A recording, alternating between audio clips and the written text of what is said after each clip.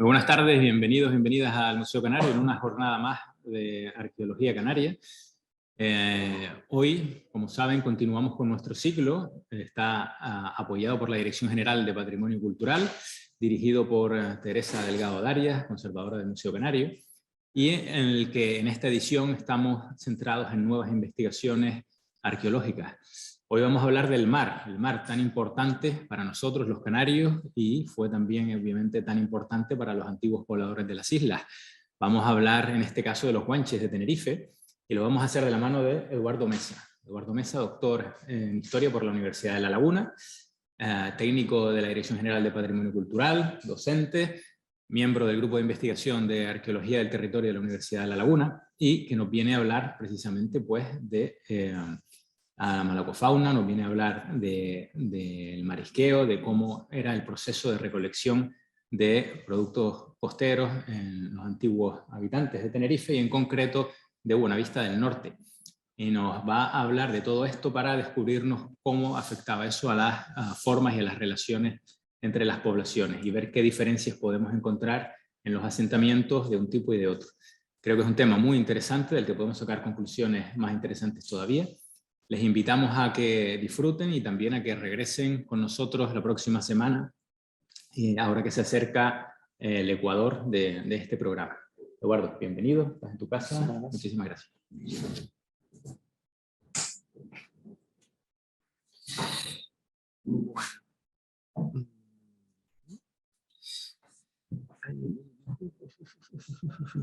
Permítanme un momentito que voy a coger el reloj. No sé qué luego voy a pasar la hora.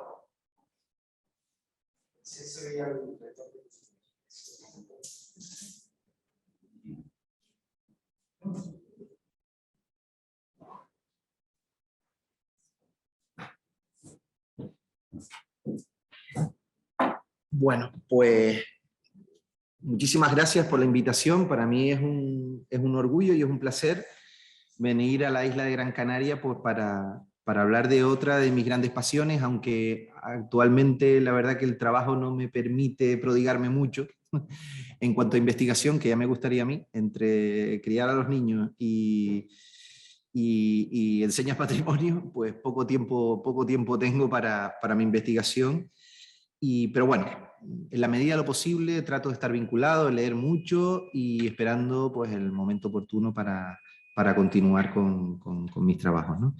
Hoy les voy a traer un pedacito de Buenavista del Norte, que es lo mismo que traerles un pedacito también de la isla de Tenerife, un gran pedacito de la isla de Tenerife para hablar de un tema pues, de gran relevancia en este espacio. Y yo creo que esa va a ser una de las grandes conclusiones que ustedes van a ver al finalizar pues, la charla, ¿no? A la mar fui por Lapas y Burgado, los guanches y el aprovechamiento de los recursos marisqueros. Es el título de la ponencia. Sí que es verdad que es un título, un título bastante ambicioso, pero es que no podemos olvidar que Buenavista y los guanches que habitaron, las comunidades aborígenes que habitaron Buenavista del Norte, hay que entenderlos también en el contexto insular, ¿no? A ver si no me equivoco. Bien, ¿de qué vamos a hablar? El sumario. Bueno, vamos a hablar de espacio, de tiempo y de interpretación, de historia al fin y al cabo, porque bueno, no se olviden de que vamos a hablar van a ver a lo largo de mi ponencia muchísimos datos estadísticos, muchos resultados, mucha arqueología, mucha analítica moderna, ¿no? Pero, al fin y al cabo, como arqueólogo y nuestra formación somos historiadores y lo que buscamos también es la explicación histórica, ¿no? de todos estos procesos. Y concluiremos pues, con el futuro, que es un futuro bastante esperanzador, la verdad, y muy interesante. A mí, la verdad que se me ponen los dientes largos, como hablaba antes con Verónica, unas ganas tremendas de poderme dedicar en cuerpo y alma a todo esto, pero bueno, vamos a ver si poco a poco seguimos en la brecha. Bien, como les decía anteriormente, el Banco Espacial. Aquí tienen una cita de un buen compañero de Cristo Hernández. Los que pertenecen al gremio, pues lo conocen, saben quién es, profesor actual de la Universidad de La Laguna. Y él nos plantea en esta cita una cuestión muy interesante. La isla como espacio socializado asume, por tanto, la categoría de totalidad histórica, en el que se materializa todo un sistema de relaciones que vincula distintos escenarios de rango menor, en los que tienen una gran significación las comunidades locales. Hoy vamos a hablar de una gran comunidad local como es la Buenavista del Norte. Desde un punto de vista espacial, nos vamos a centrar fundamentalmente en la ocupación de las dos grandes plataformas litorales. Bueno, después de la erupción volcánica del volcán de Tajogaite, de Fojana. Aunque bueno, yo que trabajé con los materiales de Amalia Llanes, geomorfóloga de la Universidad de La Laguna, pues ella siempre habló de Islas Bajas, ¿no? Y de hecho en el contexto de mis trabajos de investigación siempre hablo de Isla Baja, ¿no? De la Isla Baja de Daute y la Isla Baja de Tenova. Miren, esta diapositiva la tenía casi para el final, y al final la moví y la puse para el principio. ¿Por qué? Porque las investigaciones arqueológicas en el contexto de Buenavista del Norte no son de ayer por la tarde. ¿Vale? Podemos hablar, si somos justos con la historiografía, pues nos podemos remontar a los años 40 del siglo pasado, cuando Luis Diego Cuscoy hizo aquellas excursiones por los concheros de Teno, publicadas en la revista Historia, ¿no? Y que hoy vamos a hablar de ellos, incluso de su propia intervención arqueológica. Y ya luego, a partir de los años 70, el equipo conformado por Bertila Galván, y muchos de los que están en esta sala pues hemos participado de esas intervenciones arqueológicas, y de todas y cada una de estas publicaciones, pues bueno, hoy por hoy creo que puedo decir, sin faltar a la justicia, que el ámbito de Buenavista del Norte, conjuntamente con las Cañadas del Teide, son los dos grandes ámbitos mejor estudiados de la isla de Tenerife. Bueno, en este plano tienen una representación de la distribución espacial de gran parte de los yacimientos de los que vamos a hablar en el día de hoy. ¿Vale? Vamos a hablar de concheros, vamos a hablar de espacios domésticos, cuevas de habitación, cuevas funerarias, y si algo es recurrente en todos ellos, es la presencia de evidencias malacológicas. ¿Vale? Es raro que en un yacimiento de la costa de Buenavista del Norte no aparezcan lapas, burgados, fundamentalmente, ¿no? Desde un punto de vista de los yacimientos analizados, y en este caso analizados en mi trabajo de tesis doctoral, pues vamos a hablar de diferentes conjuntos. El conjunto de La Fuente, conformado por la Cueva de La Fuente, excavada por Bertila Galván en los años 70, y los concheros de Tinajero y Punta Negra, excavados por muchos de los que estamos aquí presentes en esta sala, con el cambio de siglo, ¿no? Años 2002-2003. Cueva de La Fuente, como les decía, tienen una imagen del gran portalón, ¿no? De la Cueva de la Fuente, primera intervención arqueológica moderna, ¿no?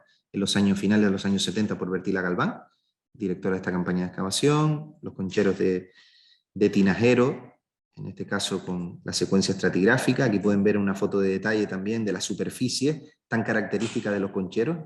En algunos casos prácticamente no aparece sedimento, sino es la superposición de valvas enteras, de conchas, una sobre otra, ¿no?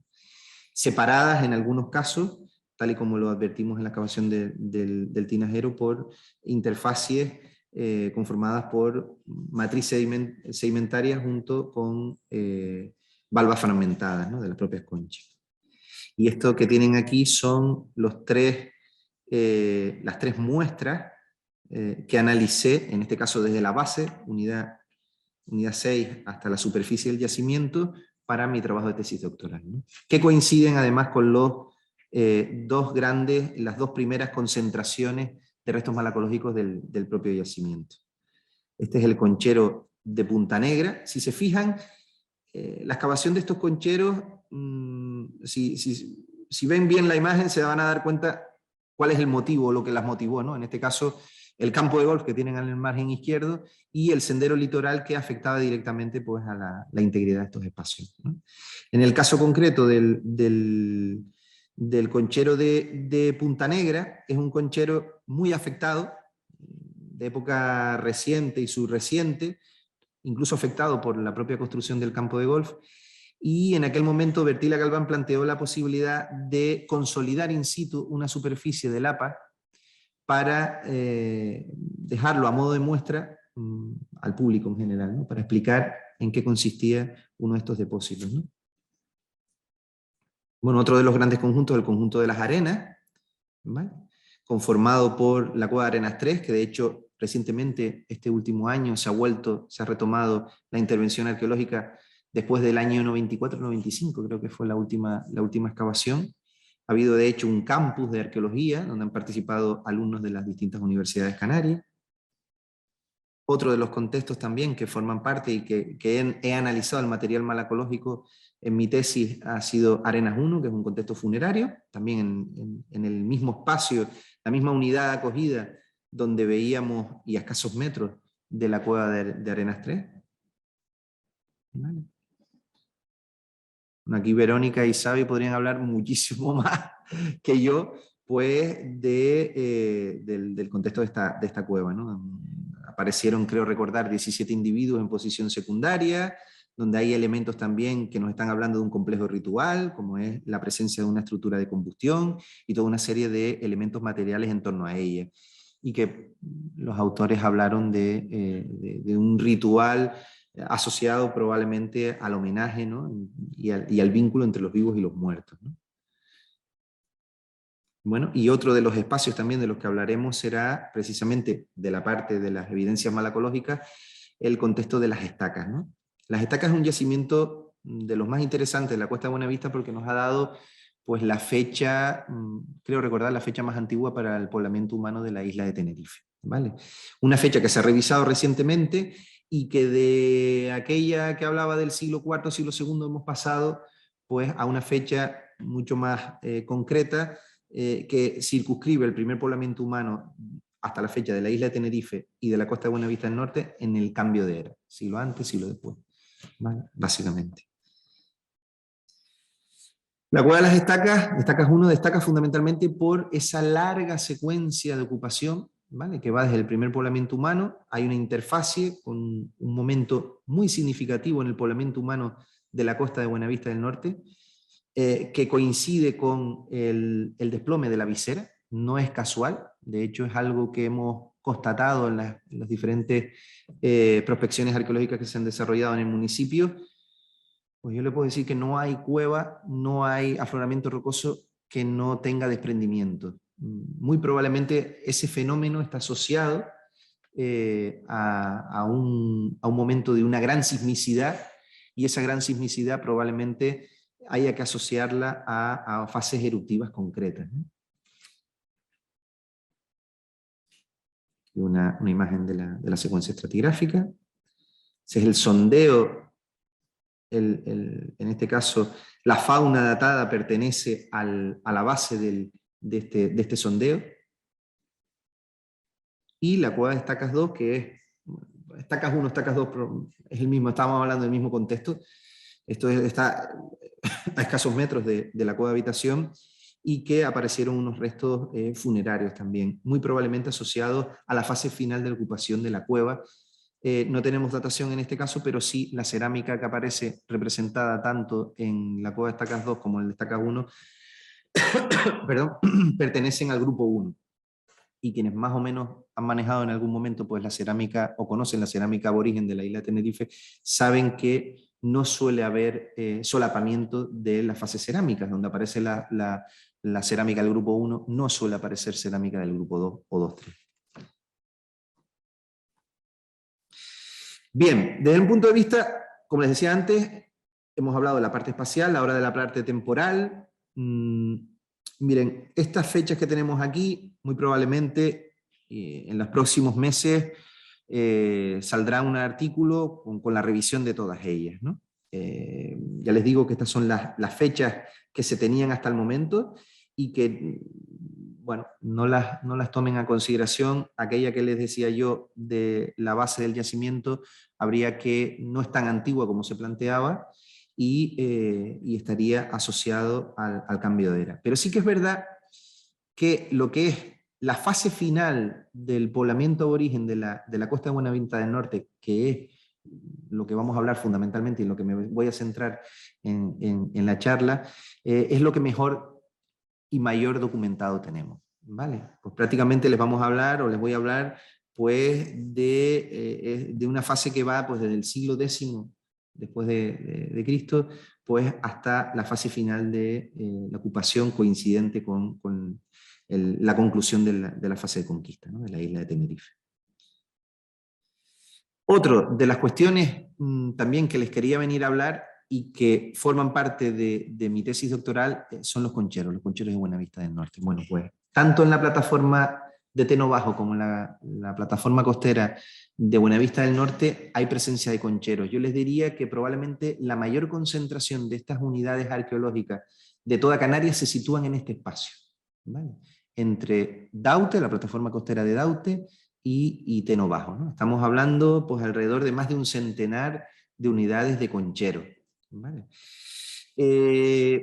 Luis Diego Cuscoy en los años 40 conoció de primera mano estos espacios, estos bienes arqueológicos, ¿no?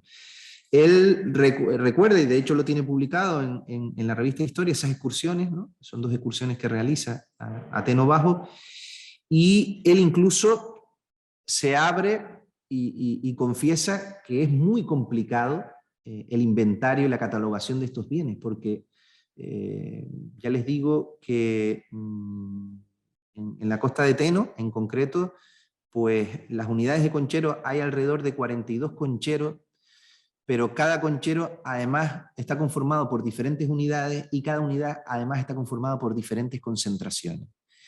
Si sumamos la unidad básica de acumulación de restos de conchas dentro de un conchero, que es una concentración simple, pues entonces estamos hablando para el espacio de Teno de más de un centenar, holgado, ¿vale? Él decía que a veces le daba la sensación de pasar por concheros que a lo mejor ya había visitado y de confundirlos, ¿no?, en ese espacio. Bueno, las prospecciones arqueológicas que se han realizado en época reciente, pues nos permiten agruparlos en 3 espacios concretos, donde la mayor concentración, en el caso de Teno Bajo, se sitúa, y no de manera casual, en lo que viene siendo la desembocadura del Barranco de las Cuevas. Esto ya se los voy a plantear en este momento y lo van a ver a lo largo de mi exposición.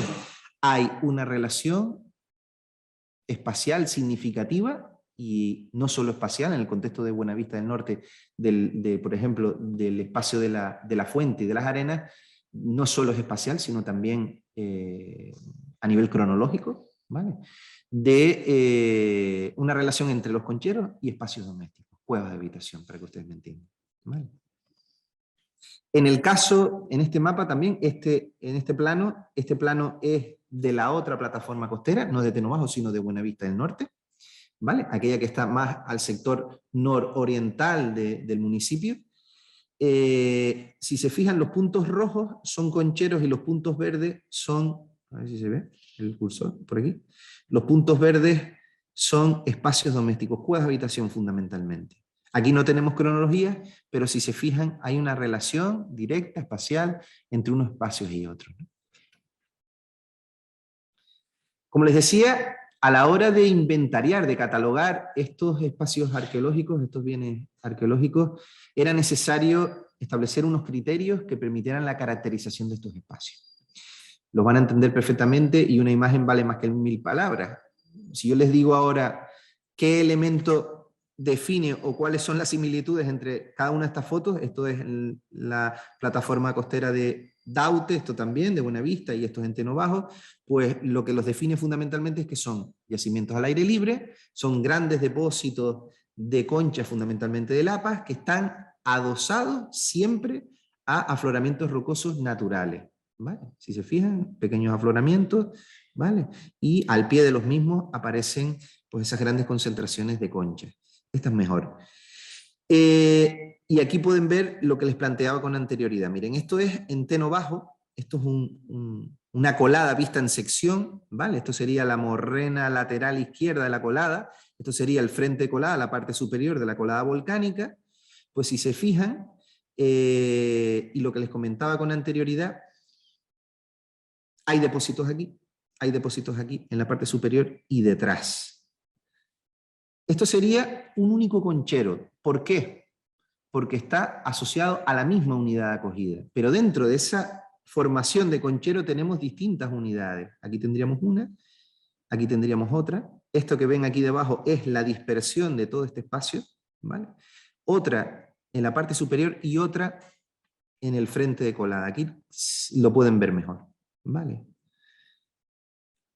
La complejidad es mayúscula, es decir, y era necesario, vamos, el inventario arqueológico de la plataforma de Teno Bajo llevó más de un mes fichando concheros, ¿vale? Había que medir qué queda por hacer en estos espacios. Pues miren, ahora que la tecnología ha avanzado mucho, pues yo me iría con un GPS centimétrico a delimitar esos espacios, ¿no? A delimitar las unidades de conchero, delimitar las concentraciones, etcétera, ¿no? Como les decía, fíjense, Teno Bajo, unidad 8, en este caso conchero 8, unidad 1, y esa unidad 1 a su vez está conformada por 2 concentraciones de conchas. En algunos casos, como en este que está aquí, verán que están delimitadas por estructuras muy simples, ¿vale? Que han permitido que la concentración no se disperse y al mismo tiempo nos está dando pistas de cómo se está organizando el espacio en estos yacimientos, ¿no? Aquí en esta imagen, si se fijan, se ve con mayor claridad, esto es uno de los concheros que mayor cantidad de concentraciones, ¿sí? Y de estructuras tiene. Esto está en Teno Bajo, ¿vale? Yo creo recordar que había más de una docena de estructuras, ¿vale? En un conchero cuyo eje longitudinal supera los 20 metros, ¿vale? Y si se fijan, muy recurrente, próximo a la línea de costa y siempre adosado a afloramiento rocoso, ¿vale? Bueno, la proximidad a la costa conlleva muchas veces pues, procesos erosivos significativos, ¿no?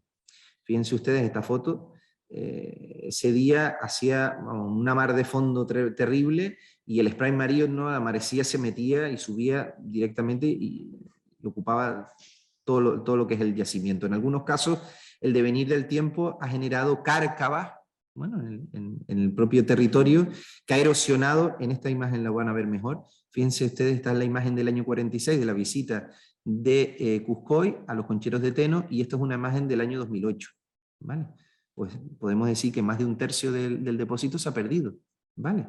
Donde aquí no se aprecia, y aquí sí se aprecia pues un barranquillo que se ha ido generando, ¿vale? En esa zona, y que ha ido pues barriendo gran parte de las conchas. Esta que tienen aquí, nosotros hemos llegado a localizar incluso lo que Cuscoy denominaba como calicata, la intervención arqueológica que él realiza, hace un sondeo en uno de estos concheros en el año 46, pues ese depósito, ese sondeo es esto que está aquí, que ahora mismo está ocupado por parte de la vegetación, y muchas de las conchas que se excavaron es este montículo que está aquí, ¿no? Esa es la excavación de Cuscoy del año 46. Bueno, gran parte de la investigación y de los resultados que yo les voy a comentar hoy, pues están publicados en mi tesina, Los aborígenes del mar, los concheros de Canarias, y en mi tesis. Fíjense ustedes, la verdad que es triste, pero las publicaciones digitales ayudan muy poco a la difusión de los trabajos realizados, porque yo, que me fijo a veces en las citas, cuando te citan los compañeros en los trabajos que realizan, pocas veces citan el trabajo de la tesis, y muchas veces citan el trabajo de la tesina, básicamente porque está en formato libro, y lo otro está en formato digital, y yo animo que el que quiera, pues es tan simple como me facilita el correo electrónico, finalmente, y yo se los puedo enviar, ¿no? Bueno, pues fue premio de investigación Agustín de Bettencourt, la Fundación Caja Canarias en tiempos de crisis, pues pasó del papel al formato digital, ¿vale? Y bueno, pues ahí está. Vamos a entrar más en la parte científica, ¿vale? Que es el segundo gran apartado de mi intervención, ¿no? Unas breves pinceladas metodológicas. Mi trabajo de investigación, la parte de método, se centra fundamentalmente pues, en la identificación anatómica y taxonómica de todos y cada uno de los restos de conchas marinas, para que ustedes me entiendan, ¿no? De moluscos marinos que están presentes en los yacimientos que forman parte de mi intervención, de mi tesis doctoral, que se los presenté con anterioridad. El análisis tafonómico, procesos, agentes y grupos tafonómicos, las categorías de fragmentación, hubo que contar los fragmentos. Al final les puedo decir que creo que identifiqué y cuantifiqué más de 50, creo que son en total 55.508 restos de conchas, ¿no? los que procesé para la tesis.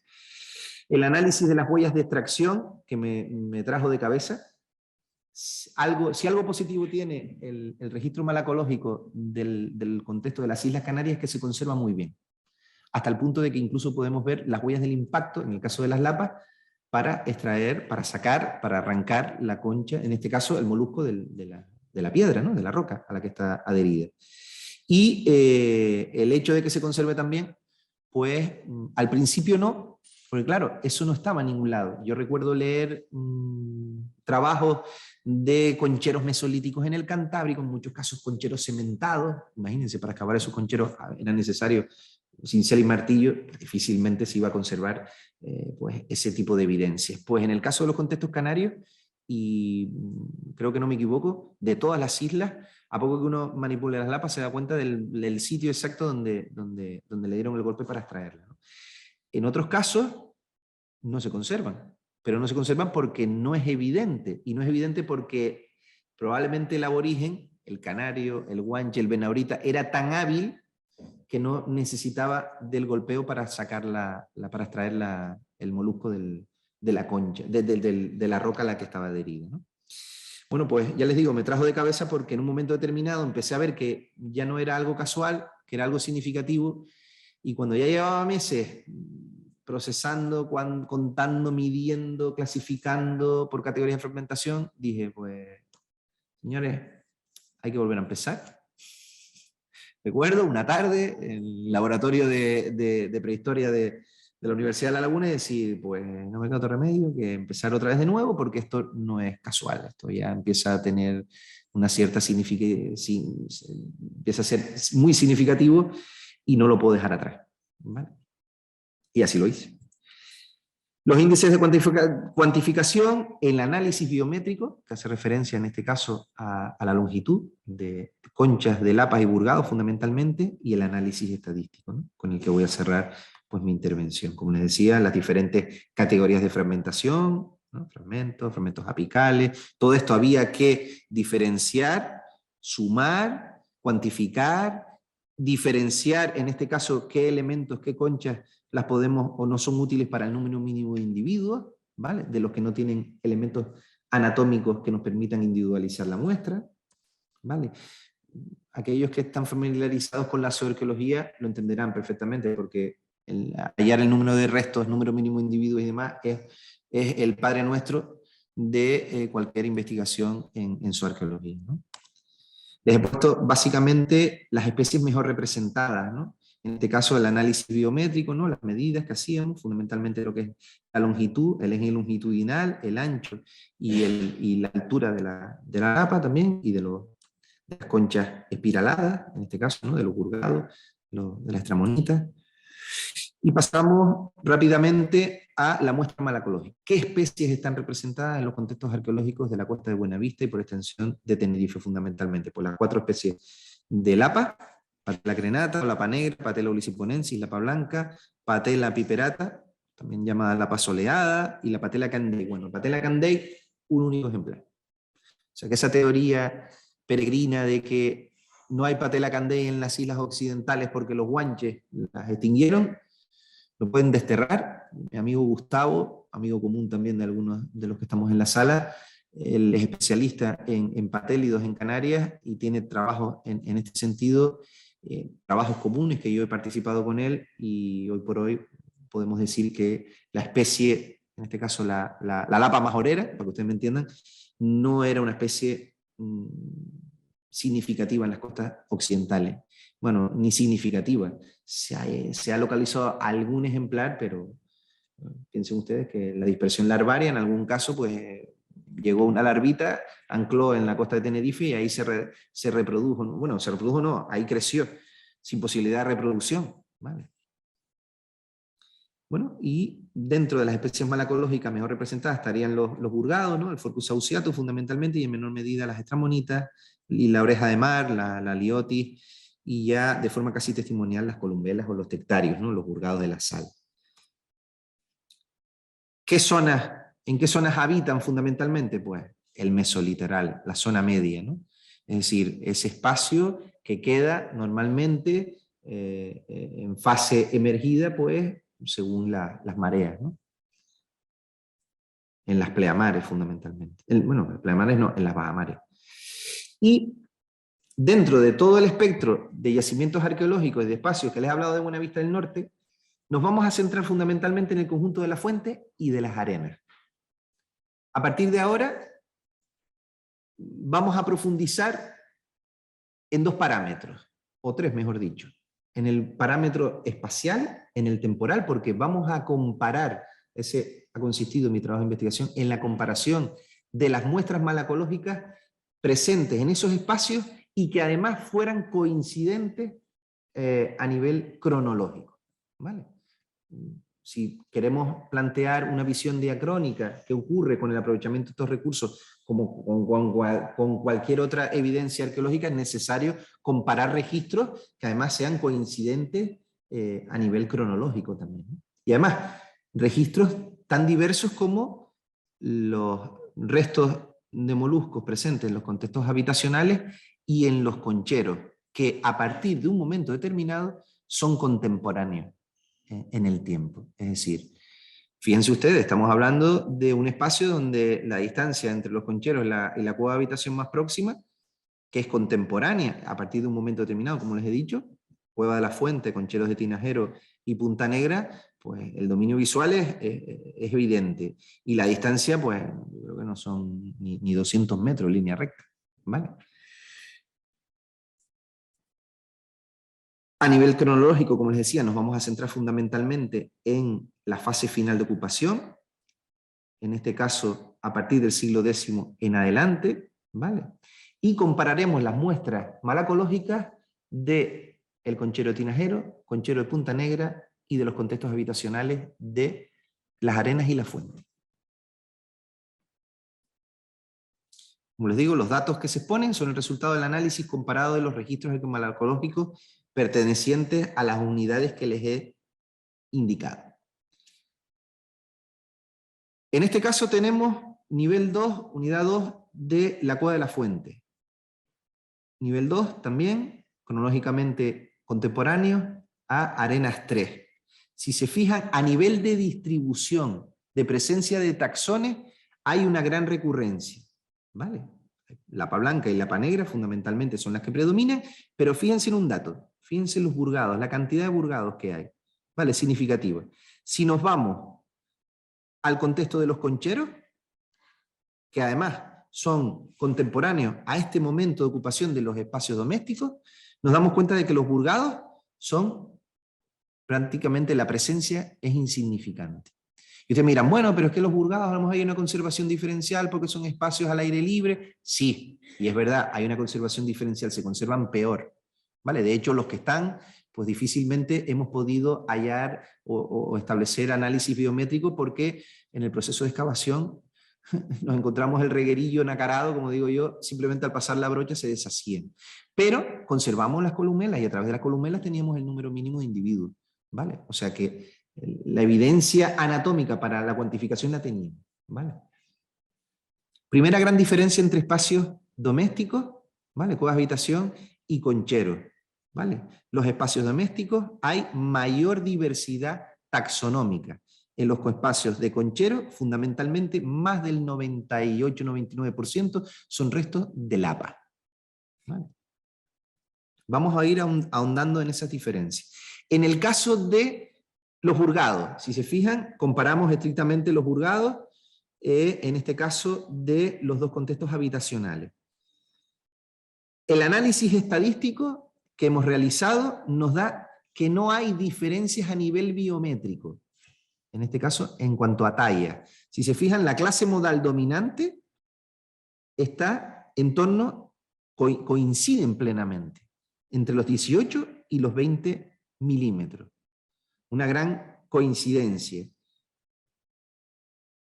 18-20 milímetros, si se fijan, no sé si lo verán ahí, pero yo si no se los digo, la talla de primera madurez, que esto es un dato muy significativo, está en torno a los 10 milímetros. ¿Qué quiere decir? Que el aprovechamiento es un aprovechamiento de un recurso que ya le ha dado tiempo a reproducirse, ¿vale? Las tallas que se están recolectando preferentemente son tallas que no están por debajo de la talla de primera madurez, que es un dato significativo dentro de los análisis de biología marisquera y pesquera también, que nos hablarían de sobreexplotación de un recurso. Cuando ya se está recolectando o se está pescando algo que está por debajo de la talla de primera madurez, es decir, que no le está dando ni siquiera la oportunidad de que se reproduzcan. Este no es el caso. Y ya veremos que en las lapas tampoco. ¿Vale? En el caso del análisis biométrico, lapa negra, ¿vale? A través del análisis estadístico del test de Tukey, hemos establecido comparaciones entre, si se fijan, los concheros y los espacios domésticos. Lo que está en negrita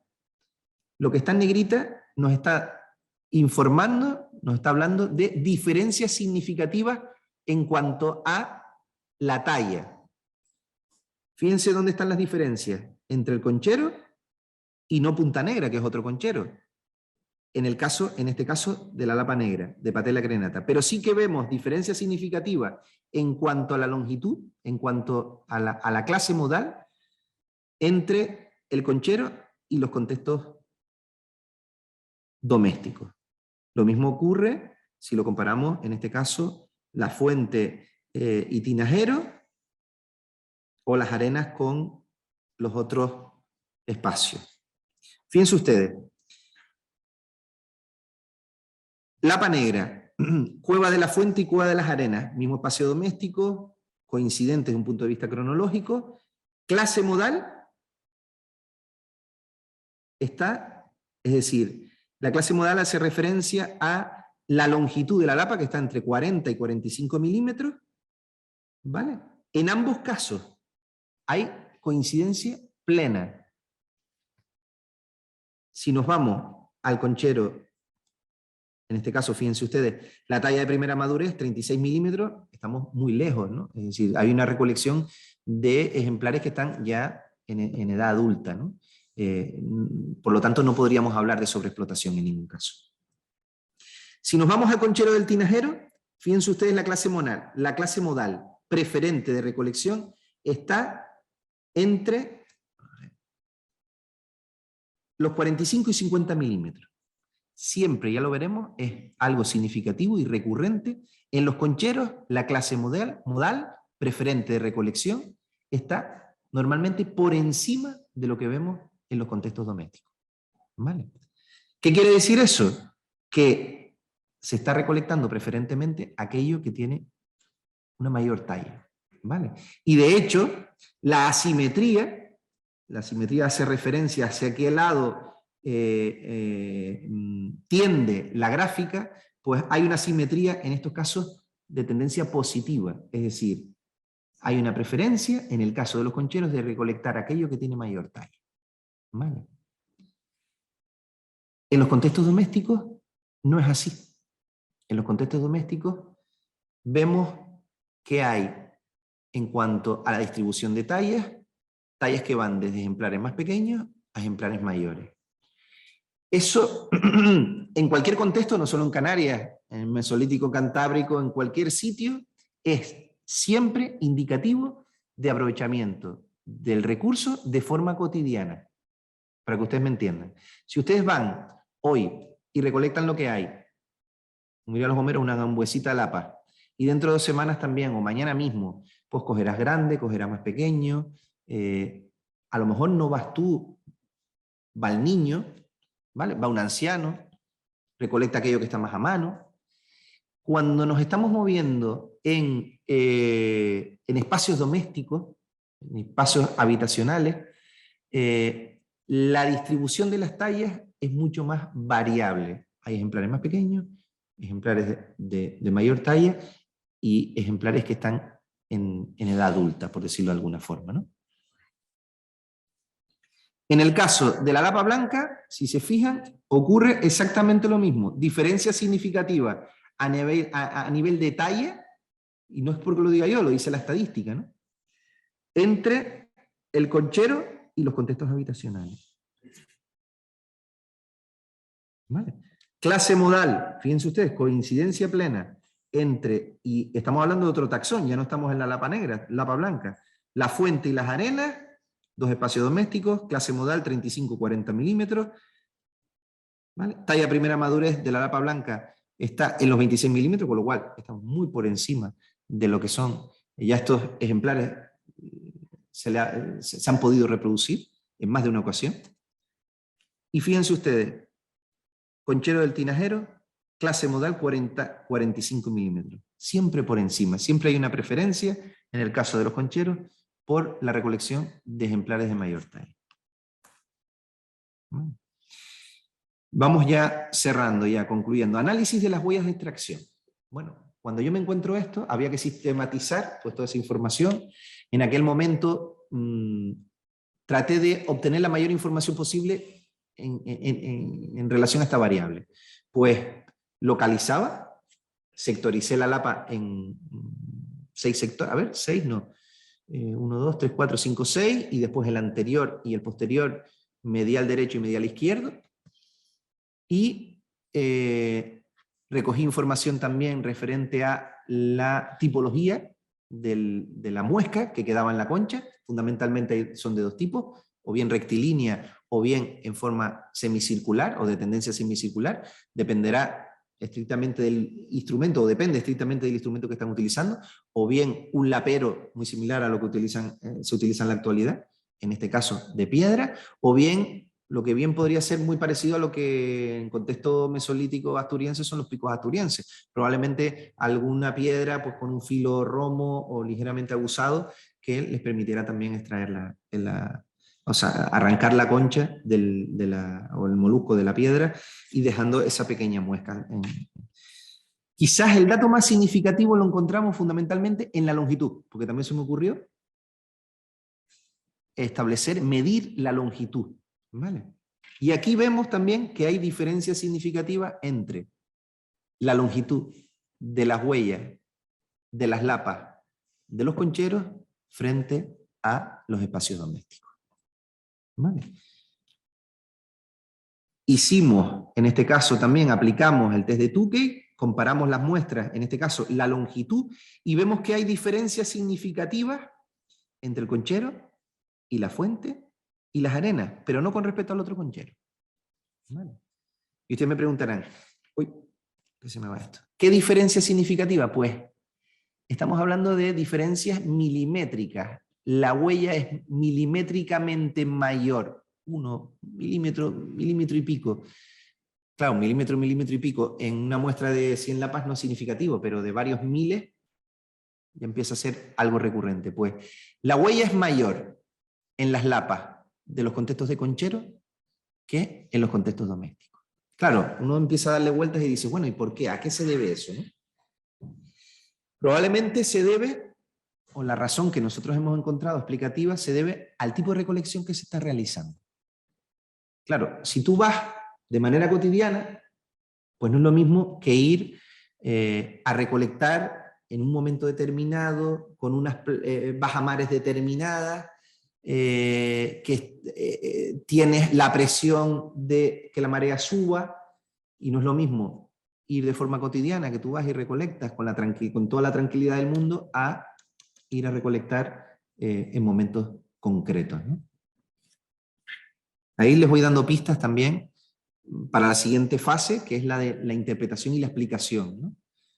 En este caso, el tipo de recolección que vemos en los contextos domésticos, que ya les he aventurado alguna cuestión, la recolección cotidiana, y la que tenemos en los concheros. ¿Vale? No se olviden, los concheros están comparados con los espacios domésticos contemporáneos. ¿Vale? Funcionaron en el mismo periodo. Otro de los datos que hemos, además de forma más reciente y en lo que me he embarcado después de la tesis doctoral, yo quise tener datos referente a las analíticas de isótopos estables de oxígeno para la tesis doctoral, pero no llegaron. Los resultados que tenemos y lo que les voy a presentar ahora son resultados muy parciales, ¿vale? Pero que ahondan, una vez más, en diferenciar la recolección que tenemos de lapas fundamentalmente en los contextos domésticos de los contextos de concheros. ¿En qué se diferencia? Bueno, en este caso tenemos una pequeña muestra de lapas, en este caso de Patella crenata, analizadas para dos unidades concretas, unidad 6 y unidad 7, del contexto de estacas 1. ¿Vale? A nivel, bueno, vuelvo para atrás un poquito. ¿En qué consisten los análisis isotópicos? En este caso, bueno, pues ¿qué nos permiten los análisis isotópicos? Pues es un análisis físico-químico que lo que nos permite es establecer la estacionalidad, el momento o la estación concreta en la que pudo ser recolectada ese ejemplar de lapa. ¿Vale? Para eso se halla una correlación en cuanto a la temperatura del agua, en el momento en el que pudo ser de las conchas arqueológicas y la temperatura actual, y se puede llegar a establecer más o menos un rango estacional en el momento, dependiendo de la temperatura del agua, que se halle en el análisis isotópico, en este caso de las muestras arqueológicas, pues el momento en qué estación, si estamos en otoño, si fue una lapa recogida en otoño, si fue recogida en invierno, si fue recogida en verano, etcétera, etcétera. En el caso concreto de la muestra de lapas recogidas y que están en el contexto de estacas 1, la recolección es una recolección que abarca, son datos preliminares, ya les digo, ya me gustaría tener una muestra más significativa, pero lo que tenemos es una recolección a lo largo del año. Hay lapas recolectadas en otoño, hay lapas recolectadas en invierno, hay lapas recolectadas en primavera y en verano, y sobre todo en el contexto de estacas 1, en otoño. ¿Vale?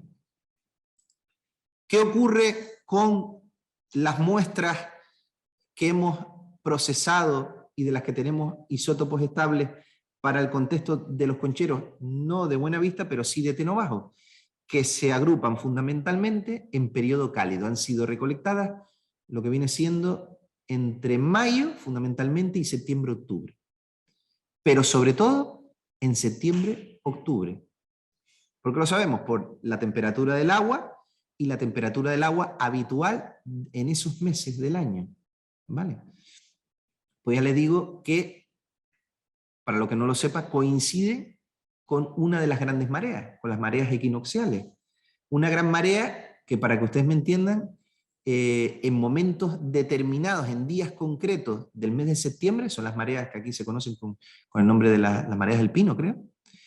En esas fases lunares, pues lo que normalmente está bajo el nivel del mar durante todo el año, quedan en fase emergida, pues una plataforma costera mucho más amplia de lo habitual, lo que permite evidentemente recolectar, porque no se olviden, la recolección que hacen los aborígenes es una recolección de aquello que está emergido, no se sumergen para recolectar. Eso es difícil, entre otras cosas porque eso se ha hecho recientemente con la incorporación de las máscaras de bucear, ¿vale? Recolectar sin gafas de buceo lapas al tiento, bueno, lo puedes hacer, sí, pero no es práctico, para que ustedes me entiendan, ¿no? Y aquí les voy a introducir un dato significativo que corresponde con un conchero del que hablaba antes con Verónica, ¿no? Este es el conchero 42, plataforma de Teno Bajo.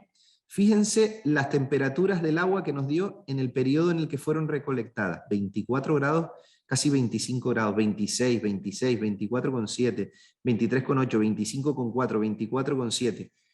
Actualmente la temperatura del agua, podemos considerar con el calentamiento global que estamos sufriendo y demás, pues probablemente la temperatura del agua actualmente es la más cálida que hemos reconocido, ¿no? Desde que el ser humano está en este planeta, ¿no? Desde la evolución de los homínidos, ¿no? Probablemente a lo mejor si nos vamos al precámbrico y demás, pues la temperatura del agua serían otras, ¿no? Pero no es el caso. La temperatura del agua, normalmente en la costa de Buenavista, la más cálida se da normalmente en el mes de septiembre, agosto-septiembre, ¿vale? Y está en torno a los 23 grados, 23 con algo. Fíjense ustedes la temperatura del agua de estos ejemplares. Además, no es que tenga uno, Son 10 ejemplares y son temperaturas que están por encima de los 24, 25, 26 grados de temperatura. ¿Qué le sugiere esto? Temperatura del agua marina. ¿No? Probablemente. Probablemente, muy probablemente estamos ante un episodio de un proceso volcánico, de un calentamiento, no sabemos si local o general, de la isla de Tenerife, de lo que son las aguas presumiblemente costeras, porque estas son especies bentónicas que habitan en el litoral, y que el calentamiento, vamos, es muy significativo. Estamos hablando de unas temperaturas que están muy por encima de las actuales, y en la actualidad probablemente son las temperaturas del agua más cálidas que hemos reconocido. Bueno, ya para ir concluyendo, ¿no? Un poco a modo de conclusión. Bueno, tenemos registros diferenciados a nivel de distribución de especies, ¿vale? La relación de las variables analizadas: diversidad taxonómica, diversidad de especies, abundancia, biometría y análisis de las huellas de extracción son los parámetros que hemos estudiado, y además de manera comparada entre la fuente, las arenas, el conchero del Tinajero y conchero de Punta Negra, que nos permite concluir que los registros malacológicos analizados son el resultado del desarrollo de dos tipos de producciones claramente diferenciadas. Una, por un lado, de tipo cotidiano doméstico, ¿no? Las cuevas de carácter habitacional de la fuente y las arenas, y otra más especializada y muy probablemente excedentaria. Piensen que si lo que necesitan, las necesidades básicas, la tienen satisfecha con los grandes registros de conchas, de moluscos consumidos y que están en el contexto de los espacios habitacionales, ¿para qué los concheros? Los concheros son también recolección, además, muy probablemente asociada, como hemos visto, a momentos puntuales, pero es que al mismo tiempo están en los contextos domésticos, y muy probablemente sean las mismas personas. Estamos hablando de la misma gente, la misma comunidad local, la que consume las conchas, en este caso los moluscos, en las cuevas de habitación, y la que está yendo a recolectar y está procesando el marisco también en los concheros. ¿Vale? Todo esto, como les decía al principio, no viene desde el comienzo, desde el primer poblamiento, desde el poblamiento humano de la costa de Buenavista del Norte. Todo esto empieza, o lo empezamos a localizar a partir de un momento determinado, de una fase ya bien entrada a la ocupación aborigen de la costa de Buenavista, en torno al siglo X en adelante, que son las fechas que tenemos para los concheros de Buenavista, del Tinajero y de Punta Negra. Y que van a tener una explotación, una utilidad, una vigencia esos concheros, pues prácticamente desde el siglo X hasta bien entrada la fase de conquista, ¿no?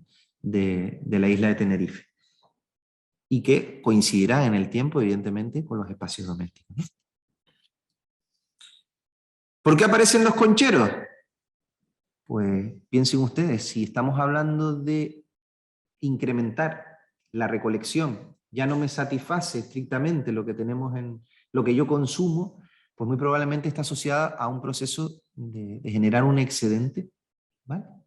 No sabemos si ese excedente era para consumo de la propia comunidad local, ¿vale? O para intercambio, etcétera, etcétera. Ustedes me dirán, bueno, intercambio, ¿y de qué manera? Porque es un producto muy perecedero y demás. Pues fíjense ustedes, no muy lejos de aquí, en la isla de Fuerteventura, y en la actualidad se sigue haciendo, y además es una exquisitez, las lapas y sobre todo los mejillones asados, ¿no? Se asan y se conservan, y además se conservan durante muchísimo tiempo, ¿vale? Y son una auténtica exquisitez, ¿vale? Los concheros y el proceso de intensificación de la producción marisquera. Este proceso está perfectamente documentado en los yacimientos arqueológicos de la fuente y las arenas. De esto no les hablé con anterioridad, pero según avanzamos en la ocupación, no solo de los espacios de concheros, sino de las cuevas de habitación, vemos que hay un incremento a lo largo de la ocupación de esos espacios en el tiempo, desde, como les decía, el siglo X hasta la conclusión de la fase de conquista, ¿vale? Tanto los espacios domésticos como la secuencia estratigráfica de los concheros, cada vez hay mayor volumen de restos malacológicos. ¿vale? Se está intensificando el aprovechamiento de este recurso, y lo vemos tanto en los espacios domésticos como en los concheros. Causas exógenas.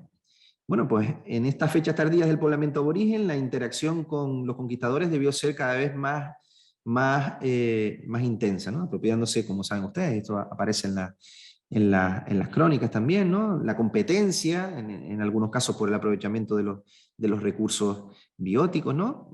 La agricultura y ganadería, y por qué no, a lo mejor también esa competencia hace que la población aborigen tenga que recurrir al aprovechamiento de otros productos naturales.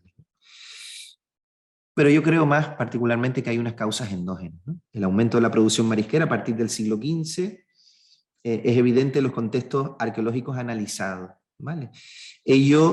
Bueno, aquí se me fue, no es a partir del siglo XV, a partir del siglo X. Ello no se puede explicar solamente por efecto de la conquista, sino como la culminación de un proceso de incremento demográfico que arqueológicamente es perceptible en la isla de Tenerife, pues desde el siglo IX en adelante. ¿Vale? En este proceso de intensificación, en el que los concheros se van a convertir en principales protagonistas de un tipo de producción de carácter probablemente excedentario, como les decía, ¿no? Mientras que los registros malacológicos documentados en los contextos domésticos, de carácter habitacional, debieron satisfacer a priori las necesidades básicas de la comunidad local. Intensificación igual a sobreexplotación. En estos casos no, ya lo hemos visto, no voy a entrar más, ¿vale?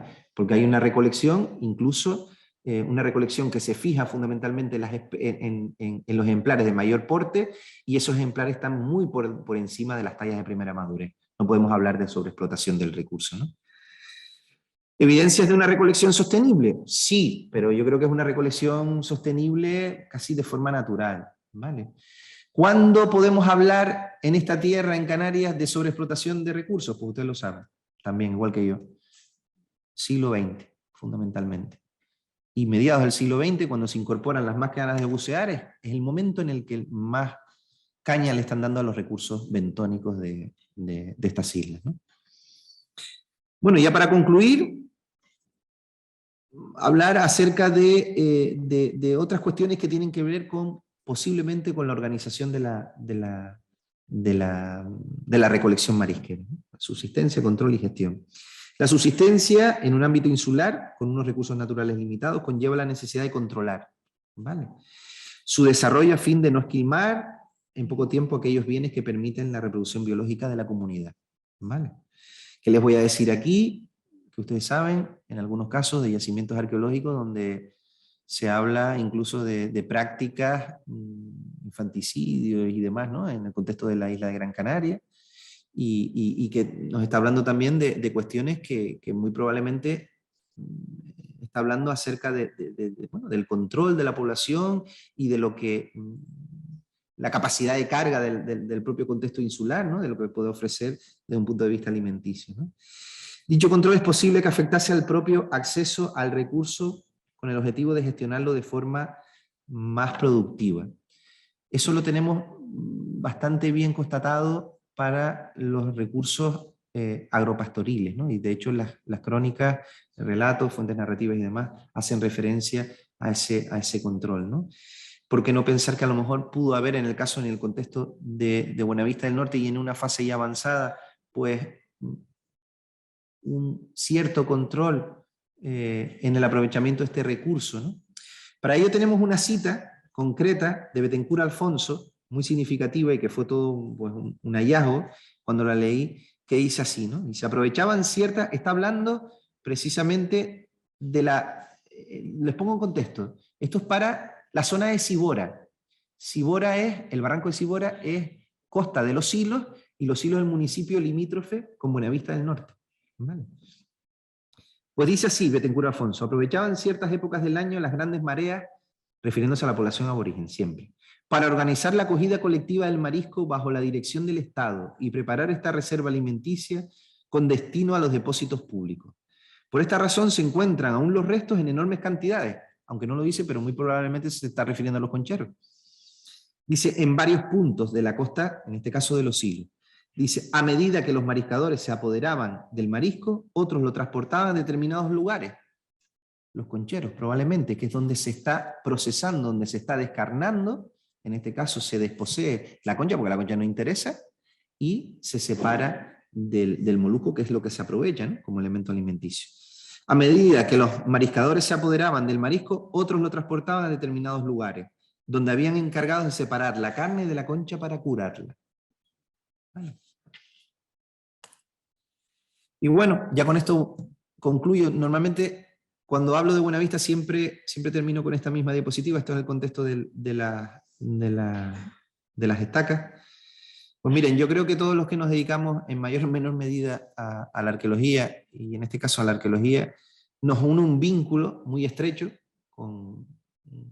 Yo recuerdo el compañero Juan Carlos Hernández Marrero, director del Museo Arqueológico de La Gomera, él siempre me ha dicho, dice, Eduardo, es que desde un punto de vista, vamos a hablar desde un punto de vista patrimonial. Desde un punto de vista patrimonial, los aborígenes son una población que habitó las Islas Canarias antes que nosotros, y nosotros somos herederos del legado que ellos dejaron, de tal manera que hay un vínculo directo, ¿vale? Aunque no nos reconozcamos como aborígenes, ¿no?, como pasa en Latinoamérica, donde sí que es verdad que hay una población indígena que todavía se reconoce con unos rasgos y demás. Pero bueno, todos los que nos dedicamos a este mundo, quisiéramos mirar por un pequeño agujerito y tratar de ver cómo era el modo de vida de estas poblaciones, cómo vivían, ¿no?, cómo era su vida, el día a día, ¿no?, de los guanches, canarios, benauritas, etcétera, etcétera. Y bueno, y ya con esto, pues empecé a las 18 y terminé a las 17, o sea que ahorita justito.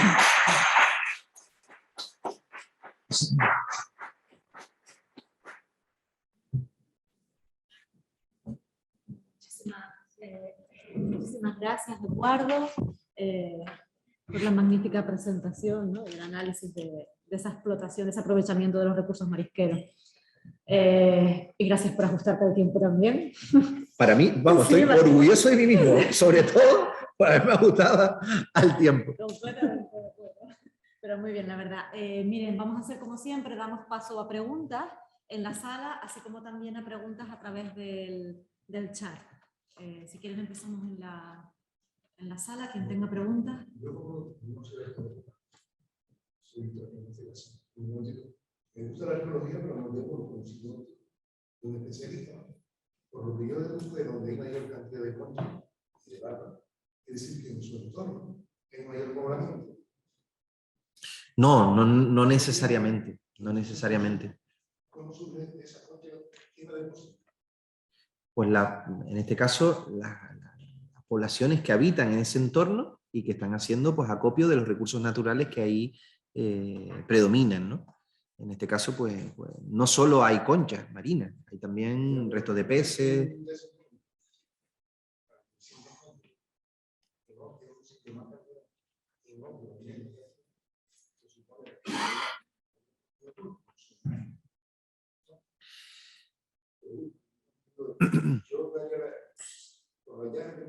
Sí.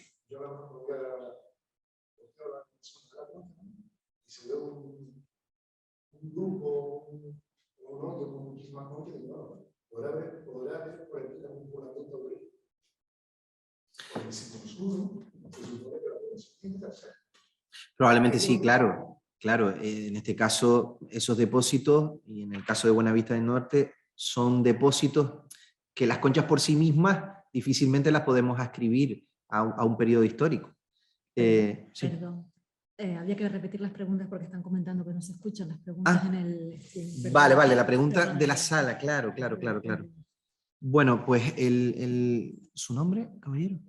José María, que está en la sala, nos pregunta acerca de la presencia de los restos en los contextos de costa, ¿no?, y el posible vínculo o no con las poblaciones aborígenes. Claro, en estos yacimientos de los que yo les he hablado, hay otras evidencias que vinculan esos restos del consumo de moluscos con poblaciones aborígenes. Pues hay presencia de restos de cerámica aborigen, presencia de fauna, en este caso vertebrada, ya sea marina o terrestre, también restos de talla lítica. Claro, son otras evidencias que nos vinculan desde un punto de vista cronocultural a un momento determinado, y en este caso al pasado del aborigen de las islas. Claro, no sé si por ahí va la respuesta.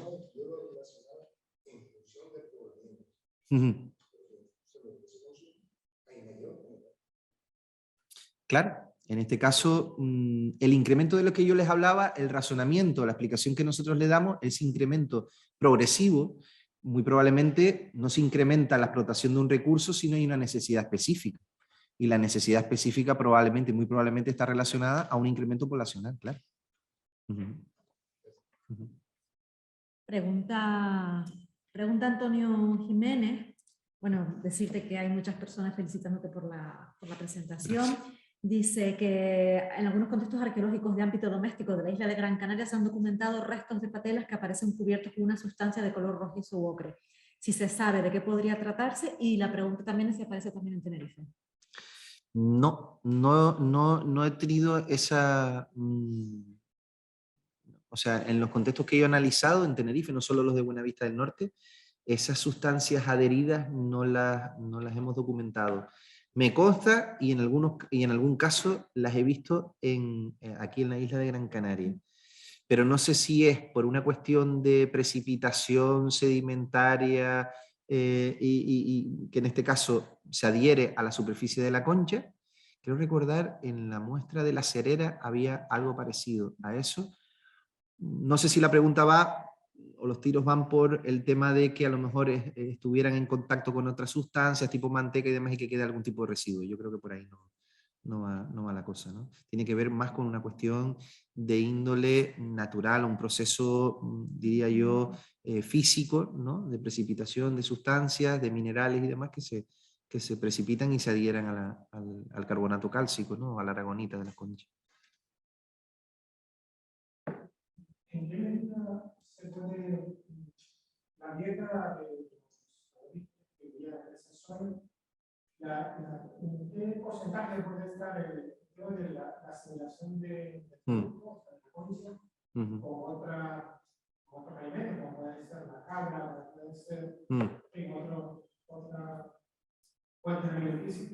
¿En qué parte puede estar condicionada esa alimentación por parte de los organismos? Y en ese sentido, las conchas llegaron más adentro, o sea, el consumo de las conchas prolongado, se consumieron en esa zona de la Isla del Norte, o al interior, más ya no tan costero. Sí. Sí. Bueno, un compañero de la sala que hace dos preguntas tremendamente interesantes, que podríamos hacer 2 tesis doctorales con cada una de ellas. La primera es referente a el aporte en la dieta, en este caso, del consumo de recursos marisqueros. Pues miren, tristemente, en el caso de Buenavista del Norte, los restos bioantropológicos, los restos antropológicos recuperados en el contexto, por ejemplo, de la Cueva de Arenas 1, creo recordar que Matilda Arnay, cuando intentó hacer análisis isotópicos, carecían del colágeno suficiente para poder establecer, en este caso, el aporte en la dieta de, bueno, pues ya sean de recursos marinos o no marinos, ¿no?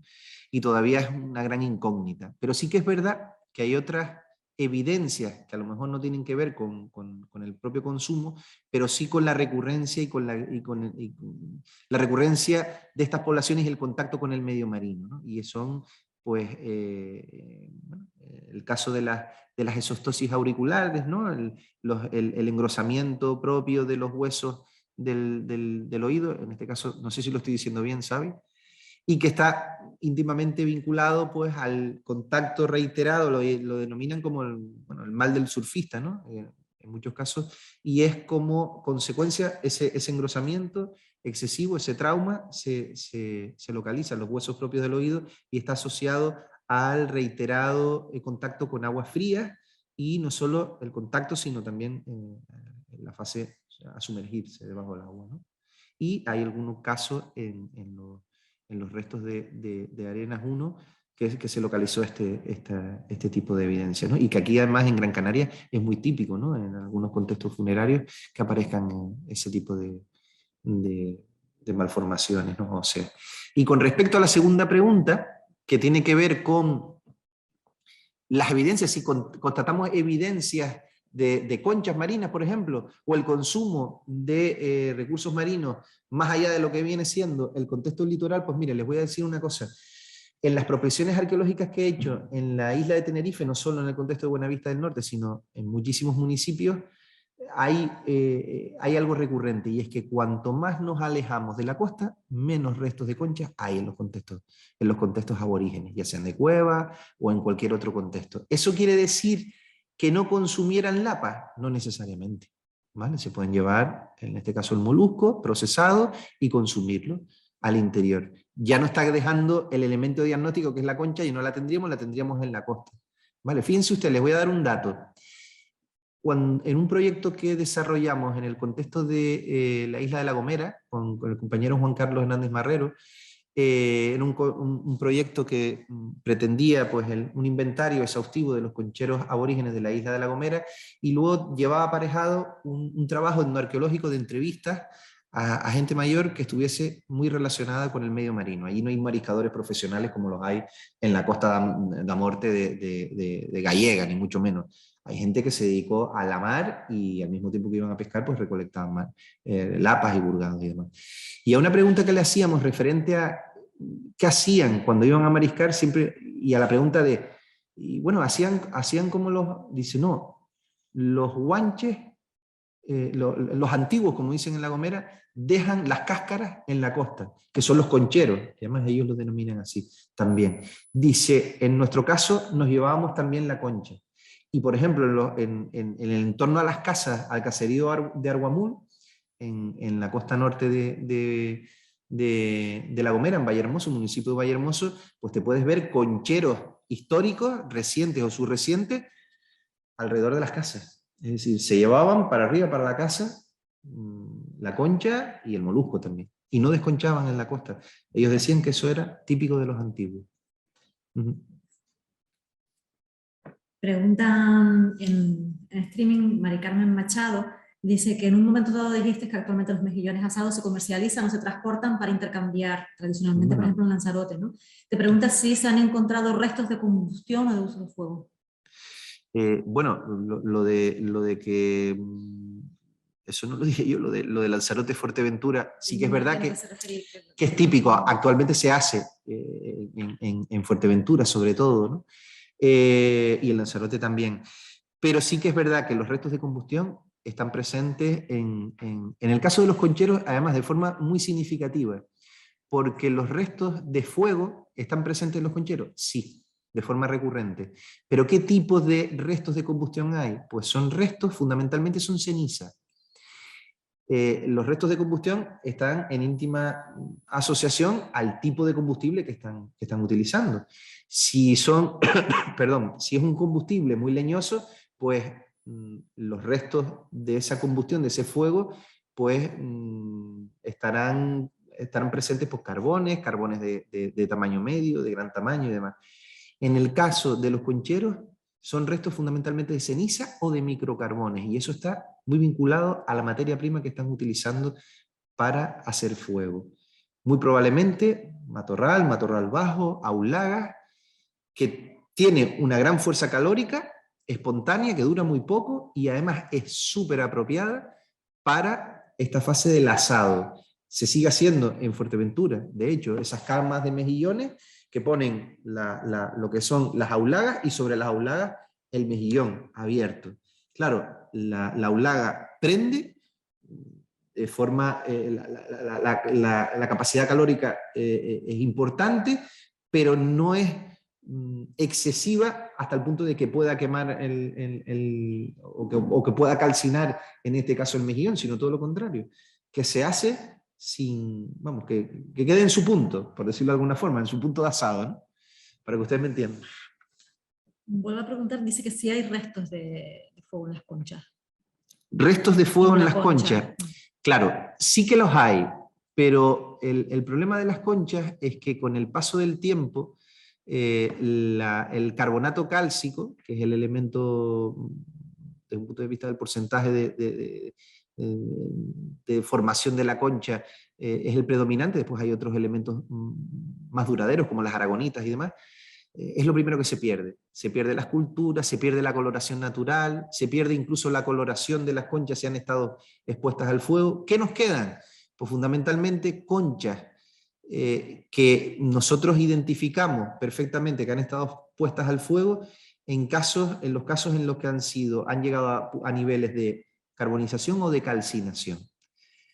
Claro, no nos interesa calcinar una concha. Si calcinamos una concha, el molusco, olvídense de comernos el molusco, desaparece, ¿no? Claro, en este caso son conchas que muy probablemente han estado en el entorno a estructuras de combustión y que en el proceso de encendido, apagado, reiterado en el tiempo, pues se van quemando una y otra vez y llegan a niveles de calcinación, ¿no? Pero es complicado determinarlo porque, ya les digo, el nivel de conservación no nos lo permite en muchos casos. Creo que usted tenía una pregunta.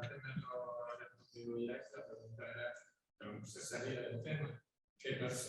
Se siguieron usando los cancheros después de la conquista. ¿Qué pasó con eso? Y en parte parece que lo dice, porque comenta que ya no en fases más históricas se empezaron a llevar las conchas.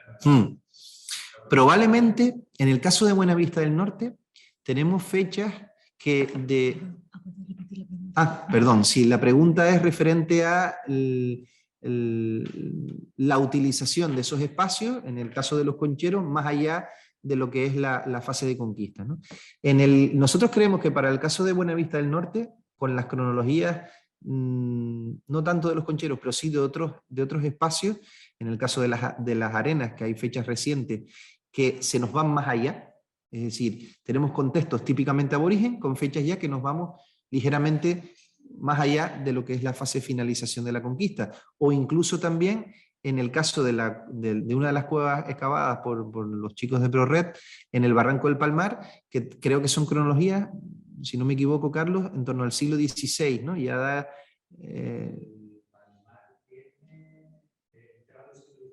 entrado el siglo XVII, y además contextos típicamente aborígenes, que nos está hablando de, bueno, pues en este caso de la pervivencia del modo de vida de estas poblaciones en un espacio ya en el que pues, hace tiempo se concluyó la fase de conquista, ¿no?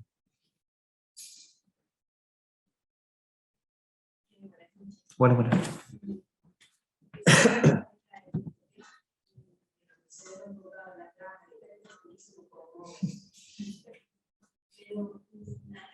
Hablando de los sonidos, de la temperatura del agua, de los meses del año, del septiembre concreto, me llamó la atención y quería preguntarte si el acopio de esos meses tenía que ver, o tiene que ver, porque seguimos recopilando material, tiene que ver con la biología natural del molusco, que en esa época es ya adulto y ya se ha reproducido. Inteligentemente es cuando el indígena lo recolecta, ¿no? Para no extinguir, o tiene que ver con precisamente que en esa época las mareas son más bravas y a lo mejor es un momento en el que se aleja, digamos, la posibilidad de la pesca. Es decir, si está en la costa, algo pescaría, no a la altura, pero sin costa. Entonces, al ser más bravas, digo yo, si la pregunta es si tiene que ver con la biología del molusco o en la situación de que las mareas al ser más bravas, pues la posibilidad de pesca es menor. Bien. Bueno, hay una compañera en la sala que pregunta, su pregunta es referente a, en el caso de los concheros, que hay una recolección, como hemos documentado fundamentalmente, asociada a una estación cálida y que podríamos circunscribir en algún caso también pues, a las grandes mareas, a las mareas vivas equinocciales, en este caso la marea de septiembre-octubre, la marea del pino. Si se debe fundamentalmente ese aprovechamiento en ese momento determinado bien al ciclo natural de estas especies o condicionado por un fenómeno natural de las propias mareas, ¿no? de la propia oceanografía. Bueno, en este caso creo que responde fundamentalmente a cuestiones oceanográficas. Aprovechan que son un momento determinado donde la plataforma litoral queda durante horas concretas en fase emergida. Y lo que normalmente estaría sumergido el resto del año. Entonces, claro, a mayor plataforma, mayor superficie potencial para seguir recolectando, ¿no? Entonces, responde fundamentalmente, más que a un ciclo biológico, a cuestiones oceanográficas. ¿Sí?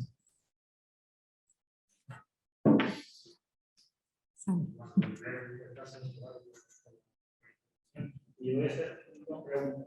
Ahí el indicio, precisamente el indicio de cómo pudo ser referente la ocupación de marino con anterioridad a ese ciclo 11 que está partiendo de la evidencia, porque ahí con tecnología. Sí, sí. La primera y la segunda, yo creo que casi de una pregunta recurrente para los que trabajamos en Gran Canaria, ¿no? ¿Por qué no tenemos esos cocheros en Gran Canaria? ¿Por qué están en temperatura? ¿Por qué están en tierra? ¿Por qué están en la humedad? ¿Por qué están en el piso? Y en Gran Canaria. En La Palma tampoco. En La Palma tampoco. Y a diferencia de lo que sucede en otras islas, en Gran Canaria, por lo menos la mezcla es excepcional. Por lo menos negativo se compara con Sí, bueno, el compañero Xavier Velasco nos pregunta dos cuestiones muy interesantes. La primera hay que ponerla en relación precisamente al aprovechamiento de los recursos marinos, marisqueros, en el contexto de Buenavista del Norte, antes de esa fase de la que hemos hablado, ¿no? De la fase final de la ocupación. Claro, el problema es que los contextos arqueológicos que tenemos son limitados. Yo no hablé de esa fase inicial, pero sí le puedo decir un dato muy interesante que ocurre en el contexto de Estacas 1, ¿no? Es un yacimiento que el dato que les voy a dar es un dato que hay que ponerlo en contexto, un dato relativo a, al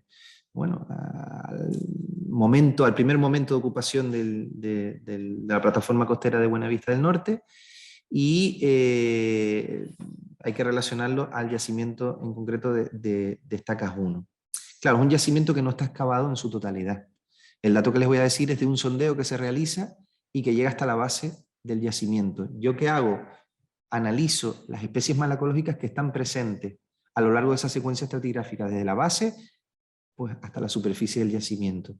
Y el dato significativo que yo les digo es el siguiente: la especie malacológica predominante en ese primer momento no es ninguna de las que nosotros hemos hablado, de las que yo he hablado durante mi intervención. Es la Patella piperata. ¿Vale? Es una lapa también, es una de las que estaban representadas, pero que a lo largo de la ocupación aborigen de la costa de Buenavista del Norte, y bueno, y por extensión de toda Canarias, no suele ser una lapa predominante. ¿Vale? Es la lapa, para que ustedes me entiendan, que dentro de la franja mesolitoral, ¿dónde vive, dónde habita? Pues en la parte superior. ¿Vale? Es la que está de más fácil acceso.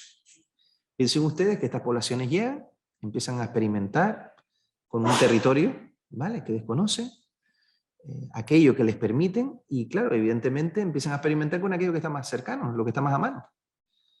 Pero claro, a partir de un momento determinado, cuando experimentan con otras lapas, otros gustos, otras texturas, otros sabores, pues la Patella piperata desaparece prácticamente de los registros y empieza a predominar la lapa negra y la lapa blanca, ¿no? Cuando ustedes van a comer lapas, fundamentalmente habrán quien diga, no, a mí me gustan más las oscuras, la lapa negra, sí es verdad, es más blandita, pero la lapa blanca es más sabrosa, tiene más gusto a marisco, pero más dura, ¿vale? Y la Patella piperata, pues prácticamente quien la recolecta la coge para pescar, como en godo, para coger vieja, etcétera, etcétera, porque es una lapa muy dura. Piensen ustedes que está en la parte superior del mesolitoral, supralitoral, está durante mucho tiempo en su fase emergida, entonces tiene que retener agua para no deshidratarse, por eso la forma tan cóncava, ¿no?, de la concha, y el músculo, que al final es lo que nosotros nos comemos, el molusco, pues es mucho más duro, ¿vale? Y no es, pues, esa es la especie que predomina, ¿no? A mí ya me gustaría a mí poder tener, pues, una secuencia que fuera y que pudiéramos ver en esa diacronía, ¿no?, el aprovechamiento de un recurso como el recurso marisquero. En Buenavista, pues prácticamente es el primer poblamiento, ¿no? Y en eso estamos. Vamos a ver si podemos ir linkando el diente a otros contextos, ¿no? Y la segunda pregunta, pues ya se me olvidó. La de la inexistencia de concheros. La inexistencia, vale, la segunda pregunta que planteaba Xavier Velasco hace referencia a la inexistencia de esos enclaves, ¿no? Esos bienes patrimoniales como son los concheros en islas como Gran Canaria, La Palma, pues no lo sé, no tengo una respuesta.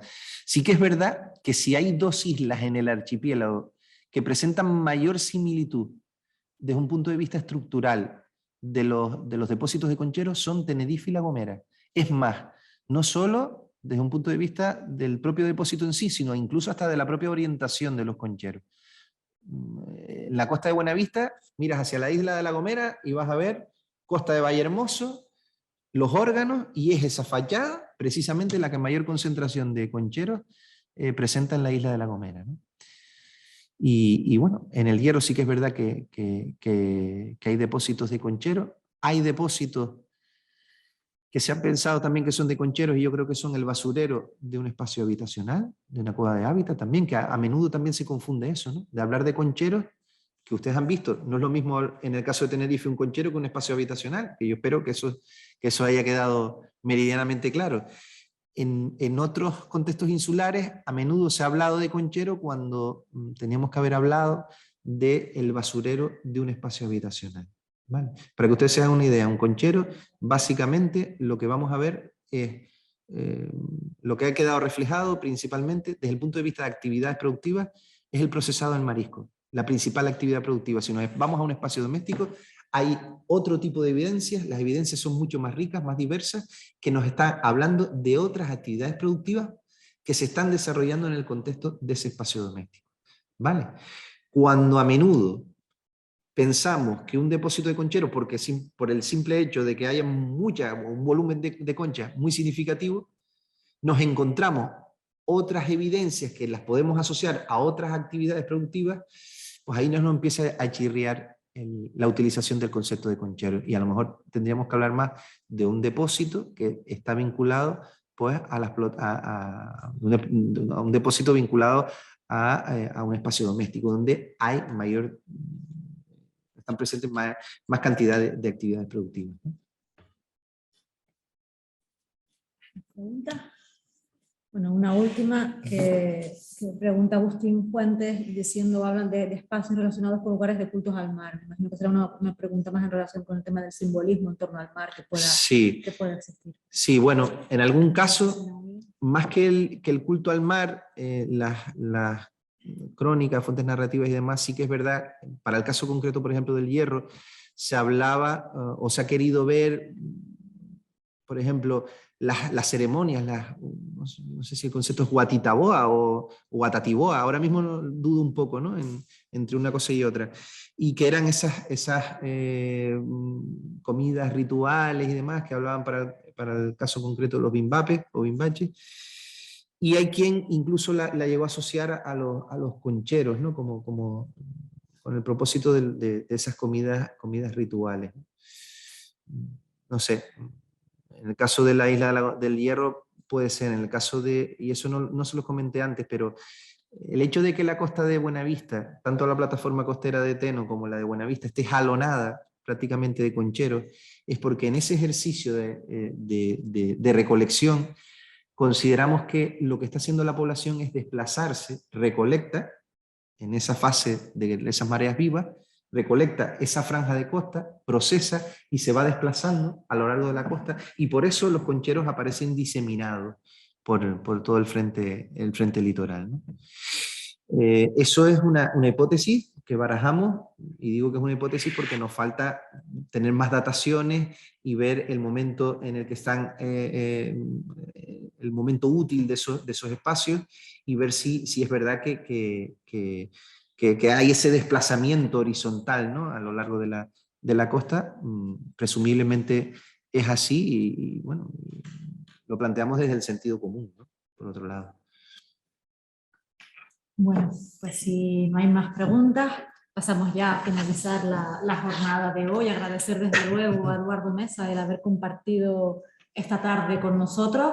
Agradecerle también a Nuria, la intérprete de lengua de signos, del trabajo realizado, y comentarles a todas y a todas que el próximo jueves tendremos aquí a Verónica Alberto con la conferencia Modelar la muerte, algunos ejemplos de enterramientos inusuales entre los aborígenes canarios, a la misma hora, los jueves a las 7 de la tarde. Recuerden que mañana se abrirán a través de la web del museo las inscripciones, tanto para la asistencia presencial como para la asistencia online. Nada más, muchísimas gracias y gracias, Eduardo. Nada, gracias a ustedes y gracias al Museo Canario, por, no sé si lo dije al principio, pero eso lo digo ahora también, por invitarme. Vamos, en esta vorágine de la última semana de hablar de educación patrimonial, mañana también lo hago, pero hacer esta parada para hablar de mi tesis, pues la verdad que ha sido todo un placer. Muchas gracias.